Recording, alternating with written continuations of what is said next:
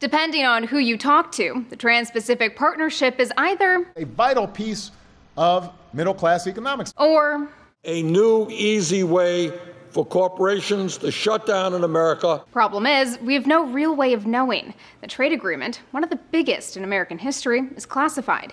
Journalists and members of the public can't read it. Most of it, anyway. WikiLeaks has published the draft text for a few chapters, focusing on intellectual property rights and the environment. Lawmakers can see the full text, but they've got to jump through hoops to get their hands on it. Politico explains, if you're a member who wants to read the text, you've got to go to a room in the basement of the Capitol Visitor Center and be handed it one section at a time, watched over as you read, and forced to hand over any notes you make before leaving. Wait a minute. I'm going to take notes, and then you're going to take my notes away from me, and then you're going to have them in a file, and you can read my notes. Not on your life.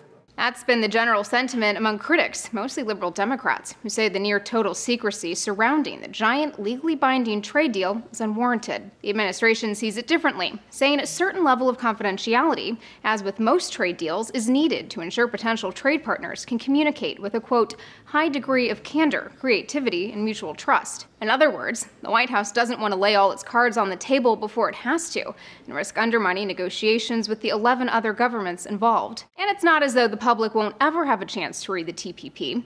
The fine print will be made public 60 days before the president sends the deal to Congress. There will be months of review. Every T crossed, every I dotted, everybody's going to be able to see exactly what's in it. Many corporate lawyers and lobbyists already have. An industry advisor from the Motion Picture Association can sit at their desk with a laptop, enter their username and password, and see the negotiating text of a proposed trade agreement.